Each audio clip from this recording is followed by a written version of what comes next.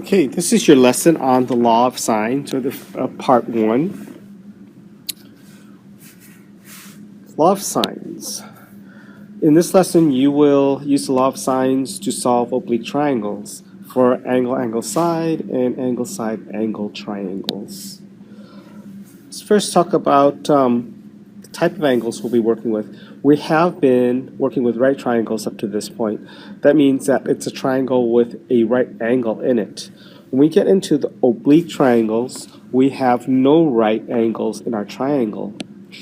So with right triangles, we can use tools like SOHCAHTOA and the Pythagorean theorem.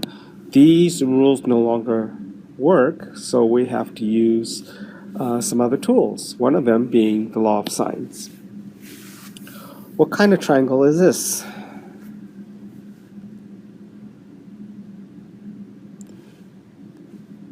It's an oblique triangle because there are no right angles.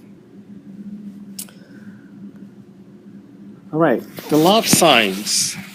The law of sines states that the ratio of the length of a side of a triangle to the sine of the angle opposite that side is the same as all sides and angles in a given oblique triangle. That may be a little hard to understand, but it's really quite simple. It means that if you take the ratio of the length of a side and you take it to the sine of its opposite angle, it should be the same for any pair of opposite sides and sines of angles. Okay, so that means if we use the sine of 70 and take that to a ratio of 10, we should be able to equal that to the sine of 80 to x, which means that we only have one unknown. With a little algebra, we should be able to figure that out. Here's 70 and 10. That's a pair of opposite angles and sides. Then we have a pair of opposite angles and sides for the 80 and the unknown side there. So we can write a proportion with two ratios. 10 over the sine of 70 is equal to x over the sine of 80. And I'll show you how to solve that in a second. But first, let's talk about how we name a triangle. When we name a triangle, we use capital letters for the angles and lowercase letters for the sides. And we have, this is the law of sines. The law of sines says the side A divided by the sine of angle A is the same as side B divided by the sine of angle B, and side C divided by the sine of angle C. All right? And also the reciprocal is obviously true because these are just ratios. And these are two nice forms of the law of sines. We use this one when we're trying to solve for a side, and we use the one with the angles on top when we're solving for the angles. It doesn't really matter, but the algebra is a little neater when you think ahead and try to use the right formula. Okay? So let's try and solve a triangle. When we say we're going to solve a triangle, it means that we're going to get all the information that's related to that triangle. That means there are three sides and three angles. And usually we're given three of those numbers. In this case, we're given two angles and a side. And now when it says solve a triangle, it means that we're going to come up with the other two sides and the last angle.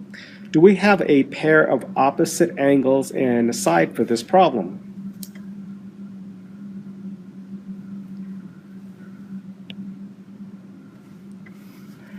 Well, yes and no. You can find the other angle opposite of 7, okay, by understanding that the three angles in a triangle add up to 180.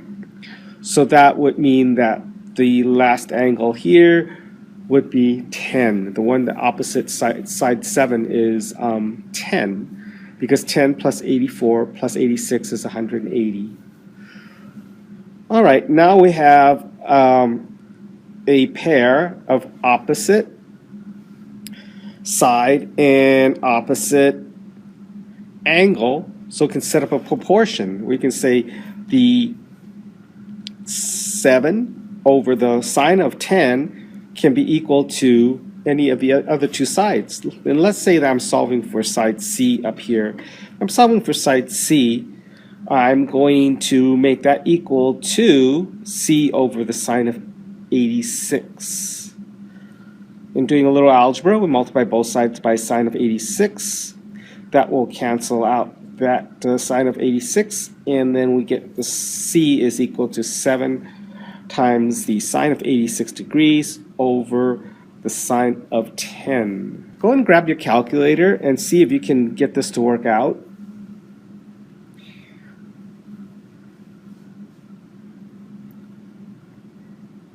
All right, you should have gotten 40.2 as the side C. Okay, this drawing is not drawn proportionally, so that's why it does not look like it's 40 compared to the 7. But you can see that these are pretty big angles up here compared to this one here. So you would expect that this to be the small side here. Okay, if you didn't get 40.2, make sure your calculator is in what mode would you want this in when you're using the trig functions. We're using degrees here, so your calculator must be in degree mode. All right, so that side is 40.2. I want you to pause the video and figure out what B is using the same relationship.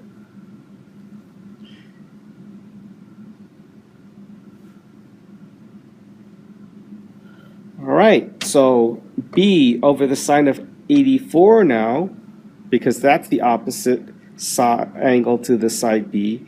And then we're going to solve for that, multiply both sides by 84, sine of 84. Putting that in my calculator, I get 40.1. Notice that these two sides here are very close because these two opposite angles are very close in measurement. Okay. All right, go ahead and solve this triangle. So I've given you angle B, angle A, and side C. Go ahead and get angle C, side A, and side B. And put those in using 1 decimal place.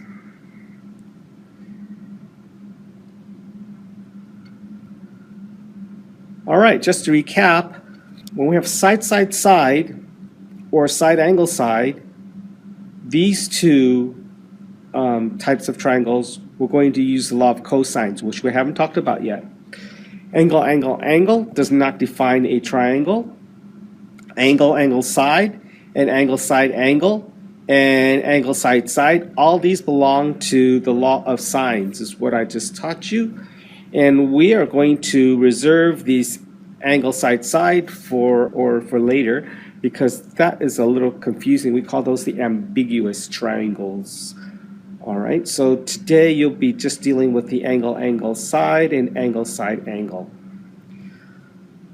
Okay, just to help you remember, if it starts with an S or ends with an S, it's going to be law of cosines.